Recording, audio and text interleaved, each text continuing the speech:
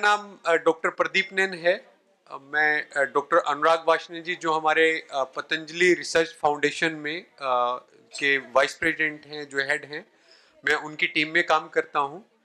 और जो Patanjali research foundation है वो जो नई मेडिसिन्स मार्केट में आती हैं, जिन मेडिसिन्स पे हमारे जो घरों तक जो भी प्रोडक्ट पहुंचते हैं उनको सीधा प्रोडक्शन में नहीं ले जाया जाता।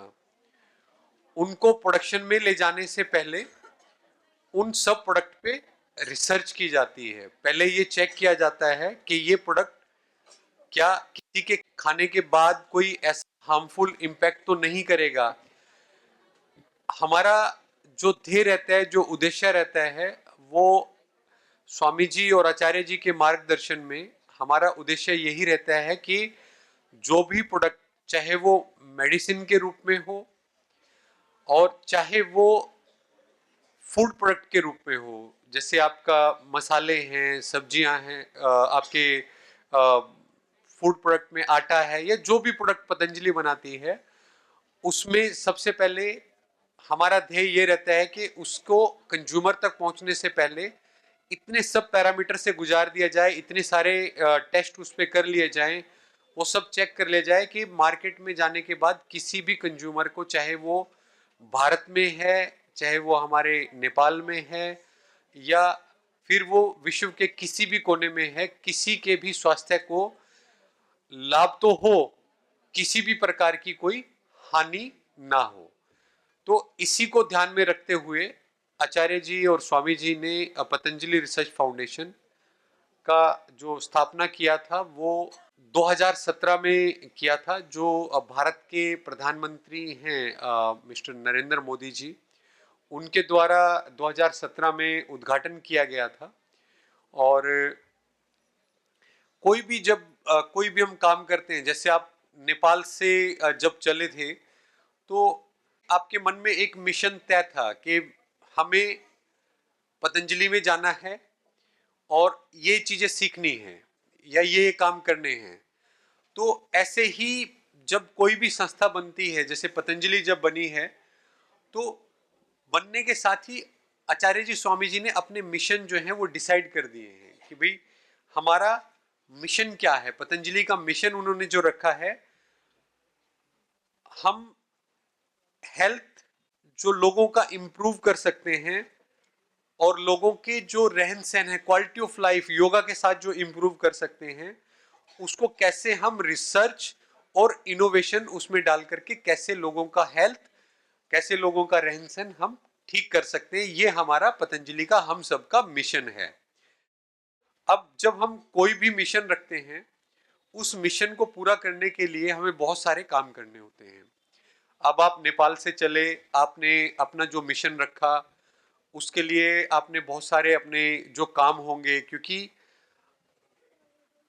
अगर हम मेल और फीमेल में बात करें तो मैं मातृशक्ति को हमेशा प्रणाम करता हूं, क्योंकि हम घर जाएंगे, दिन भर का हमने अपना काम कर लिया, हमारा काम पूरा हो गया, अब हमें जाकर के घर पे खाना मिलना चाहिए, हमें जाकर के घर पे अपना सोना है और अपना काम हमारा खत्म हो गया।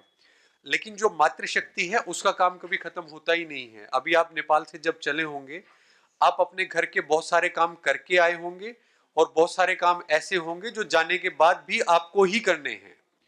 तो वो मैं समझ सकता हूं, और इसीलिए मातृशक्ति को हमेशा प्रणाम है। और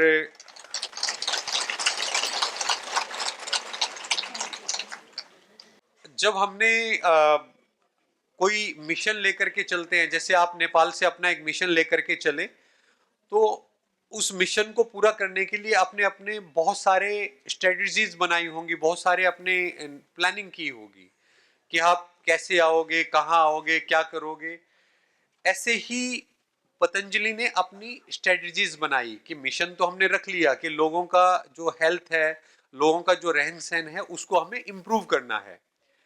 लेकिन उसको इम्प्रूव करने के लिए ऐसा तो नहीं है कि हमने सोच लिया कि नेपाल से हम भारत जाएंगे और अपनी पतंजलि में जाएंगे, हम वहां पे ज्ञान लेंगे या अपना ज्ञान देंगे। वो ऐसा सोचने से तो नहीं हुआ। आप लोगों ने जब ये सोचा, इसको सोचने के साथ आपको बहुत सारे काम करने हुए। वहां से आपको अपने टिकट भी करने हुए, अब आपको आना भी हुआ, बस में ट्रेवल किया, कैसे ट्रेवल किया, बहुत सारे काम किए। यहाँ पे भी आपके अलग अलग दिन भर की दिनचर्याओं से आप गुजर रहे हैं। ऐसा ही पतंजलि ने कहाँ से शुरू किया?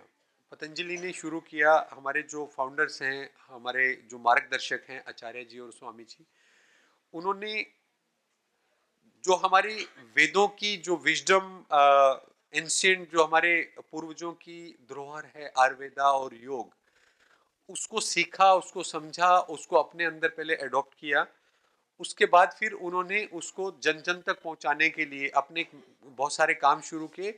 फिर जब बहुत सारे कामों को शुरू करने में फिर उन्हें लगा कि अब दवाइयों को जो है घर घर तक पहुंचाना है, तो उसके लिए सबसे पहले उन्होंने दिव्या फार्मेसी की स्थापना की।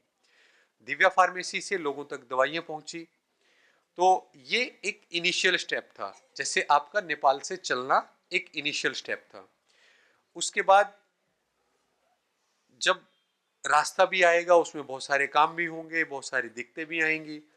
तो ट्रांजिशन फेज जिसको हम बोलते हैं, जैसे अगर आप ये ट्रायंगल देख रहे होंगे, सबसे नीचे इनिशिएशन है और सबसे नीचे से फिर हम ऊपर की तरफ बढ़ते हैं।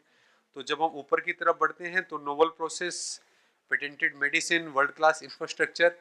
जैसे कि जब पतंजलि आगे बढ़ा, दिव्या फार्मेसी आया, फिर उसके लिए बहुत सारी मशीनों की जरूरत हुई, बहुत सारी बिल्डिंग की जरूरत हुई, बहुत सारे जो हम जैसे लोग हैं उनको हायर किया गया, उनको यहाँ पे रोजगार दिया गया।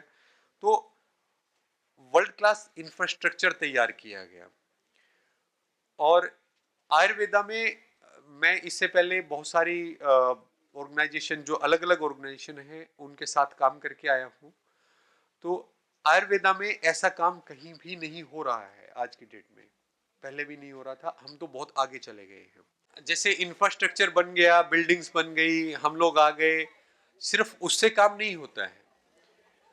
बिल्डिंग बनने से, बिल्डिंग के साथ साथ मशीनें आने से कभी भी हम क्वालिटी प्रोडक्ट नहीं बना सकते। क्वालिटी प्रोडक्ट बनाने के लिए हमें जो हम प्रोडक्ट बना रहे हैं उसकी क्वालिटी को चेक करना होगा, उसके हर स्टेप पे उसको देखना होगा कि जो दवाई बनाई है, जो मेडिसिन बनी है, वो कैसी बनी है, क्या वो किसी पैरामीटर में गलत तो नहीं है।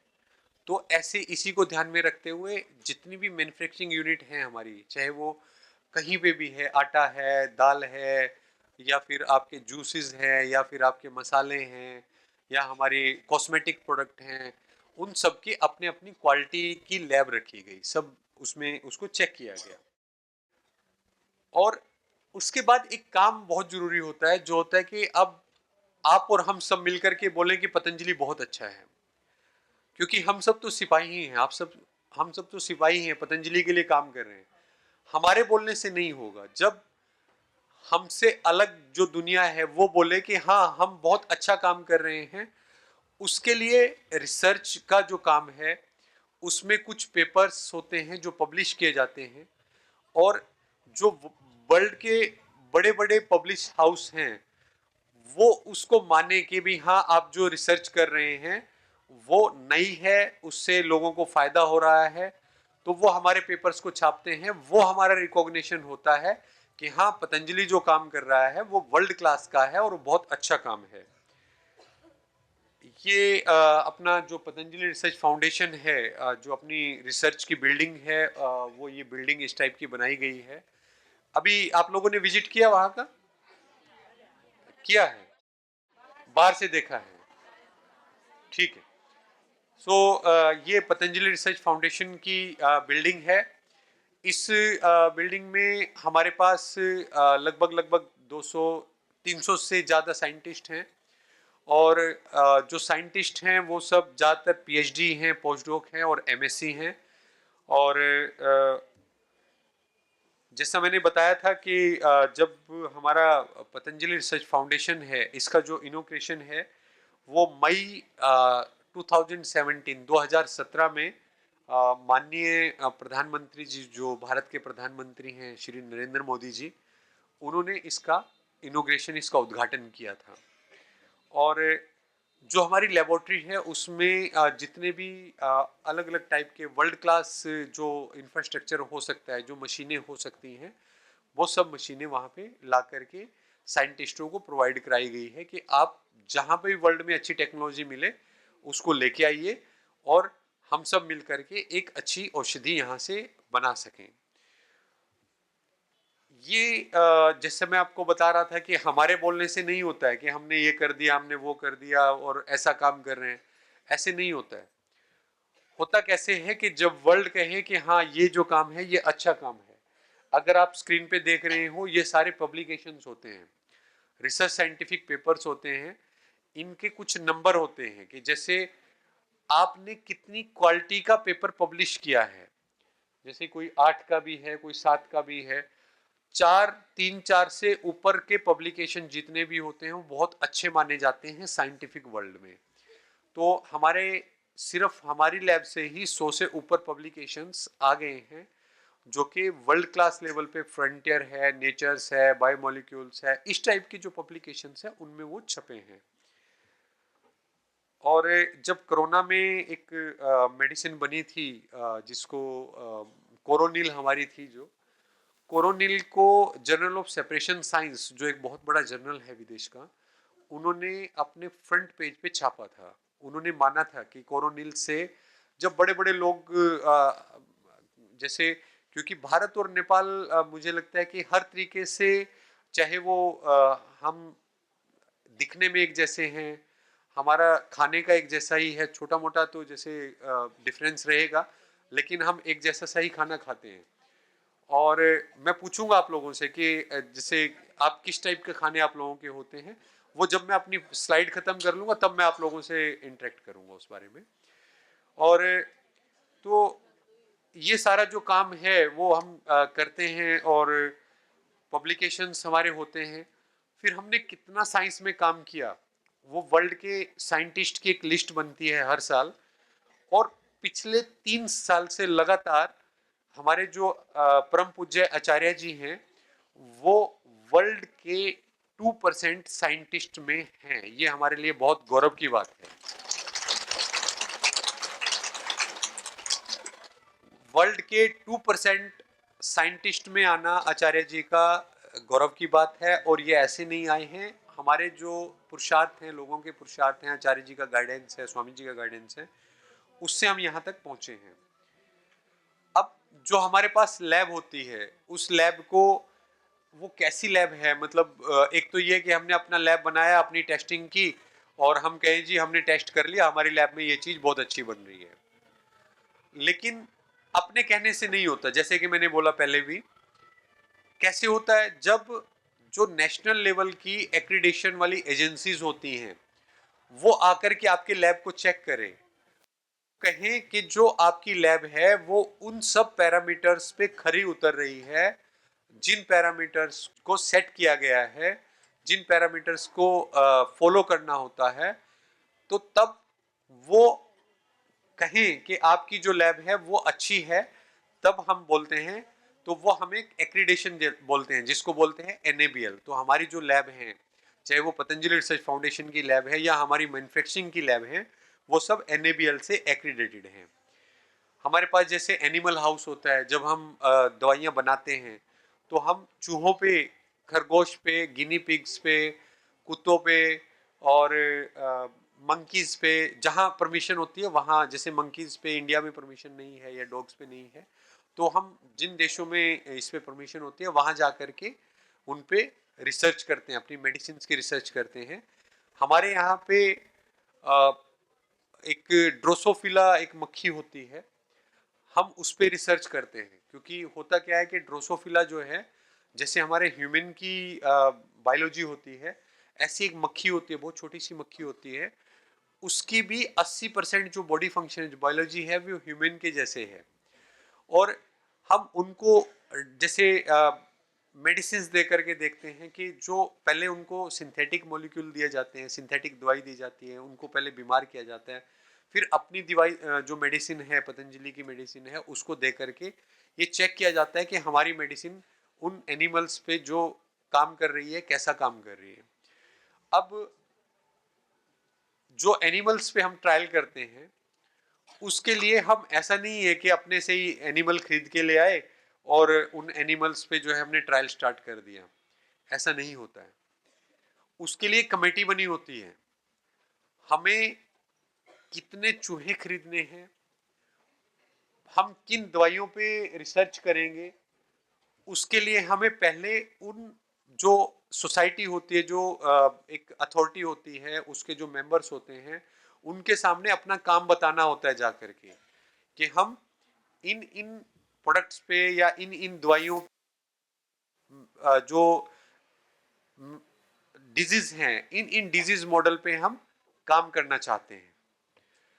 तो वो हमारे काम को देखते हैं कि इसके लिए कितने एनिमल लगेंगे, कितने चूहे सेक्रीफाई होंगे उसके बाद, और उसका पूरा हमें हिसाब देना होता है। जितने एनिमल हमारे पास आते हैं उन एनिमल को पूरा मेडिसिन खिलाया जाता है, उसके बाद उनको मेडिसिन खिला करके फिर उनको सेक्रीफाई किया जाता है, उनको उसके बाद उनके ऑर्गन्स निकाले जाते हैं। उन ऑर्गन्स को निकाल करके फिर हम देखते हैं कि उन ऑर्गन्स पे दवाई का कोई साइड इफेक्ट तो नहीं हुआ, कि जिसके लिए दवाई दी है वो तो ठीक हो गया, कहीं ऐसा तो नहीं है जैसे कोई सिंथेटिक मॉलिक्यूल है। ज़्यादा टाइम सिंथेटिक दवाइयाँ जो हम खाते हैं वो तुरंत प्रभाव तो दे देती है, लेकिन हम देखते हैं कि वो बॉडी के दूसरे जो फंक्शंस हैं उनको खराब कर देती है, तो वो कहीं ना कहीं डेंजरस होता है। तो इसी को हम ध्यान में रखते हैं, इसीलिए हम अपनी दवाइयों को आयुर्वेदिक जो मेडिसिन है, पतंजलि की जो मेडिसिन है, उनको हम एनिमल मॉडल्स पे चेक करते हैं कि बॉडी के किसी फंक्शन पे कोई साइड इफेक्ट तो नहीं आ रहा है। तो उसके लिए हमारी जो हम मॉडल पे काम करते हैं उसके लिए कमेटी होती है, उससे हमें परमिशन लेनी होती है। हमारा पतंजलि का एक हॉस्पिटल भी है, जैसे लैब चलाते हैं ऐसे ही हमारी NABH एक कमेटी होती, NABH होता है जैसे NABL होता है। हॉस्पिटल में भी हम क्या वो सारे पैरामीटर फॉलो कर रहे हैं जो हम लैब में टेस्ट करने के लिए करते हैं, तो वो भी हमें अलाउ करते हैं। ये जैसे पतंजलि रिसर्च फाउंडेशन की मैं बात कर रहा हूँ, उसके साथ हमारी योगा रिसर्च की भी एक टीम है। अब आप कहेंगे योगा रिसर्च कैसे होती है? योगा रिसर्च में हमारे पास जो इंस्ट्रूमेंट हैं उनमें क्या रहता है कि जैसे आपने डीप ब्रीथ किया, या आप प्राणायाम कर रहे हैं, या आप योग कर रहे हैं, कोई भी योग कर रहे हैं, उस टाइम पे ऑक्सीजन इनटेक करने पे, ऑक्सीजन बाहर निकालने पे हमारे बॉडी में कहाँ क्या इम्पैक्ट आ रहा है, वो ECG से लेकर के सारी हमारे पास पूरे इक्विपमेंट हैं, इंस्ट्रूमेंट हैं। हमारी योगा रिसर्च की टीम ये देखती है कि योगा से क्या बेनिफिट हो रहा है, उसको मॉनिटर करते हैं और उसको भी पब्लिकेशन फॉर्म में लेकर के आते हैं। तो ये काम योगा रिसर्च में करते हैं। उसके बाद अपने पास एक पेंटिंग और हर्बेरियम भी है। पेंटिंग का क्या काम है आप सोचेंगे, नहीं?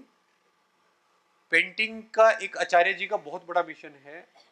आचार्य जी ने क्या किया कि जो हमारे प्लांट है, जैसे कि अश्वगंधा का ही पौधा उठा लीजिए, उससे रिलेटेड जितनी भी इंफॉर्मेशन होगी, जैसे उसका सीड कैसा होगा, पत्ती कैसी होगी, एक तो है कि उसकी फोटो खींच ली जाए, उसको लगा दिया जाए, नहीं। उन्होंने क्या किया, एक 1 बाय 1 मीटर का कपड़ा पे एक पेंटिंग बनाई है, और उस पेंटिंग पे उस पौधे की पेंटिंग हाथ से बनवाई है। और ऐसी अपने पास अभी 30,000 पौधों की पेंटिंग्स का कलेक्शन, 30,000 से ज्यादा का कलेक्शन हो गया है। और अगर इस कपड़े को जो उसमें लगा है रोड पे बिछाया जाए तो 30 किलोमीटर से ज्यादा लंबा कपड़ा अभी तक यूज हो चुका है। तो इतना बड़ा काम आचार्य जी करा रहे हैं। उसके बाद अगला जो काम है वो है वर्ल्ड हर्बल एनसाइक्लोपीडिया, जिसको हम WHE बोलते हैं, जिसमें पौधों से रिलेटेड जितनी भी इंफॉर्मेशन कहीं पे भी है उसको कंपाइल करके एक की फॉर्म में ले आए। 109 बुक, 109 बुक अभी तक पब्लिश आचार्य जी करवा चुके हैं हमसे। और जो जैसे हमारे एंशिएंट, आपको पता है कि जब वो पुराने ऋषि मुनि थे, वो जो लिटरेचर है वो कैसे लिखते थे? ताड़पत्र पे लिखते थे, वो छोटे छोटे से होते थे, और वो मनुस्मृति जिनको बोलते हैं, वो छोटी छोटी सी होती थी। उनको भी अलग अलग जगह से कलेक्ट करके, पुराने डाटा को कलेक्ट करके उसे भी अपने नए फॉर्मेट में या अलग अलग भाषाओं में आचार्य श्री लिखवा रहे हैं, ताकि जो अभी तक इंफॉर्मेशन पुरानी हमारे पास आई है वो आने वाली जनरेशन के पास भी वो इंफॉर्मेशन को पहुंचा सकें, उसके लिए भी आचार्य जी एक बड़े लेवल पे काम करा रहे हैं हमारे साथ। और ये पूरा काम पतंजलि रिसर्च फाउंडेशन ट्रस्ट में होता है।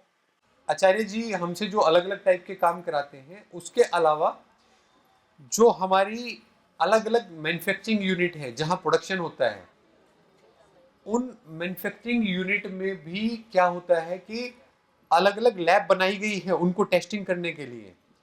कॉस्मेटिक्स के लिए जो हमारे स्किन केयर के लिए जो प्रोडक्ट आते हैं, जो हमारी एजिंग के लिए प्रोडक्ट आते हैं। और लेकिन मैंने एक चीज़ देखी है, मैं अभी बहनों के बारे में बोल सकता हूँ कि नेपाल में जो बहनें हैं, जो इधर की जो एज के हिसाब से जैसे एजिंग हो जाती है, वो एजिंग शायद नेपाल की बहनों में कम हो रही है, ऐसा मुझे लगता है आप लोगों को देख करके। ठीक है, चलो आगे बढ़ते हैं अभी। जो पतंजलि रिसर्च फाउंडेशन में ड्रग डिस्कवरी जहाँ से मैं आया हूँ, वहाँ हमारी अलग अलग लैब हैं। एक लैब में फिर अलग अलग सेक्शन है। जैसे सबसे पहला सेक्शन क्या होता है, हर्बल केमिस्ट्री होती है, जो हमारे पेड़ पौधे हैं, जो हमारे प्लांट हैं।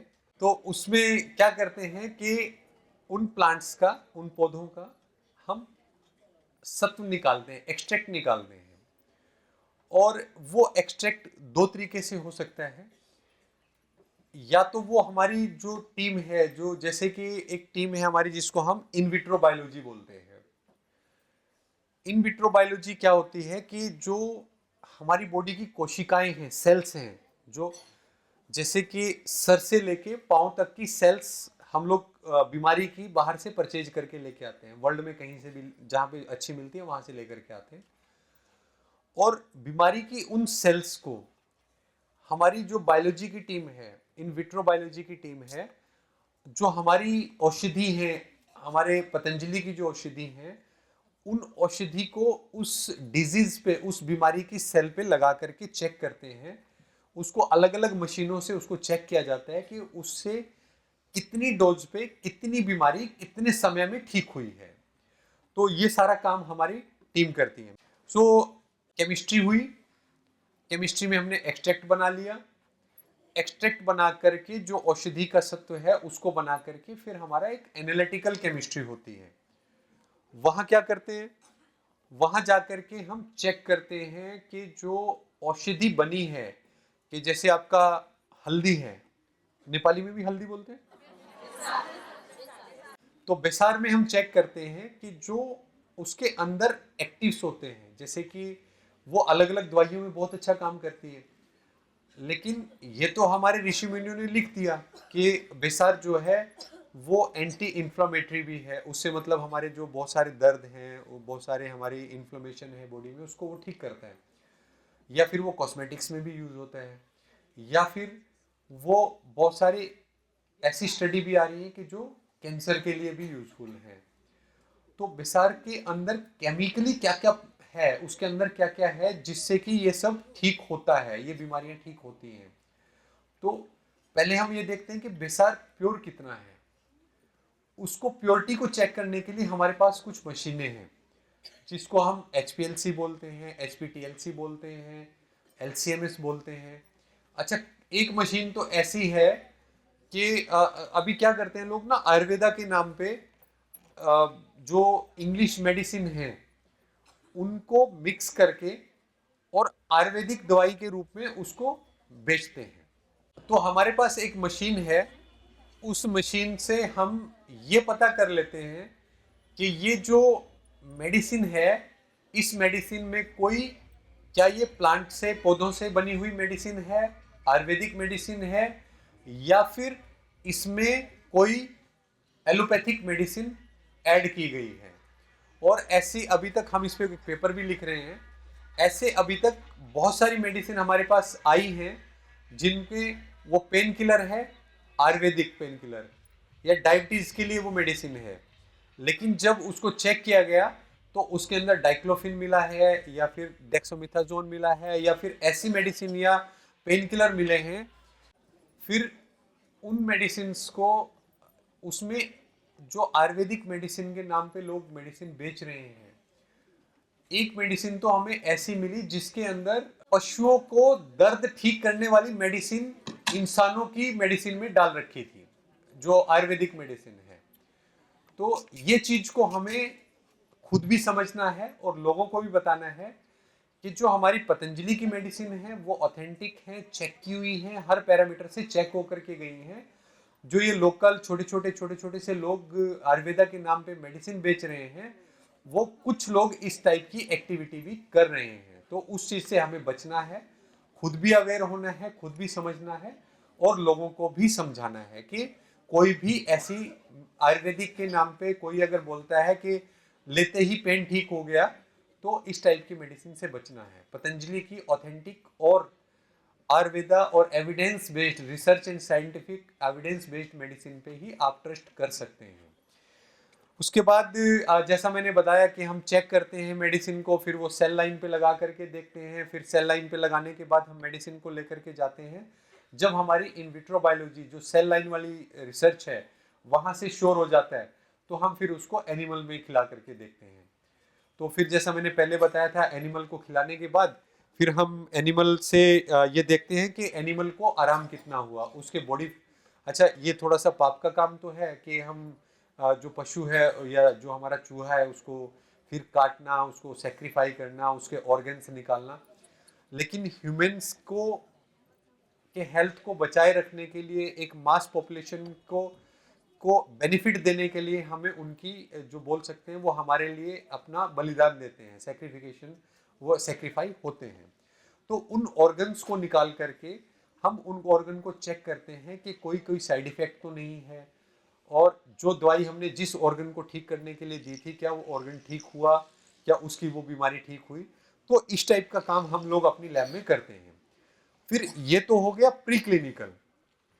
इसके बाद फिर जब हम एश्योर हो जाते हैं, फिर हम क्या करते हैं, अपनी प्रोडक्शन की टीम को सिखाते हैं, जो जहां पे दवाइयों की मैन्युफैक्चरिंग होती है। हमारी प्रोडक्शन टीम क्या करती है, उसको लेकर के लार्ज स्केल पे मेडिसिन बनाती है। उससे पहले हम क्या करते हैं कि जैसे हमारे मेगा स्टोर्स हैं या फिर हमारे ये अपने हॉस्पिटल है, योगग्राम है या वेलनेस सेंटर है, तो उस मेडिसिन को हम इन वेलनेस सेंटर में जो प्री क्लिनिकल स्टडी हमारे डॉक्टर्स पेशेंट्स का कंसेंट लेकर के उनसे उसके बाद वो मेडिसिन उनको प्रिस्क्राइब करते हैं। और फिर हम देखते हैं कि जैसा रिजल्ट एनिमल्स पे आया है, वो रिजल्ट क्या ह्यूमंस पे भी है क्या। तो फिर जब हम पूरी तरह से एश्योर हो जाते हैं, तब हम मेडिसिन को मार्केट में लेकर के आते हैं। ये पूरा एक प्रोसीजर है। फिर जैसा मैंने बताया था कि हम किन किन एनिमल पे, वो उधर दिख रहा है सबको, इधर भी दिख रहा है, ये एनिमल हैं जिन पे हम लोग रिसर्च करते हैं। इसमें जो वो जो एक केचुए को क्या बोलते हैं, गड़वला। तो ये गड़वले का जैसा अभी आप देख रहे हैं ना, इसमें ये जो है मतलब हम आंख से नहीं देख सकते इसको, और ये बहुत छोटा सा रहता है। और इसमें इसके जो बॉडी फंक्शन है, इसके बॉडी फंक्शन ह्यूमन से 70% मिलते हैं, 70%। तो इसको हम अपनी मेडिसिन दे करके चेक करते हैं ये ठीक होता है, कैसी बीमारी इसको दी जाती है, फिर इसको ठीक किया जाता है।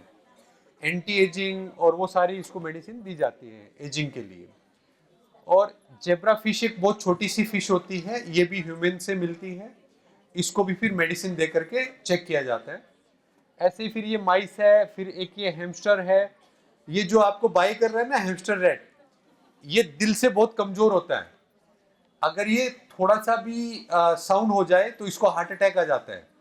तो जितनी भी हार्ट से रिलेटेड प्रॉब्लम है, उन सब की जो रिसर्च है वो इस पे की जाती है। तो ये रैबिट है, इन सब पे हम लोग काम करते हैं। ये हमारा लैब का कुछ पार्ट है और इसमें ये मशीनें हैं।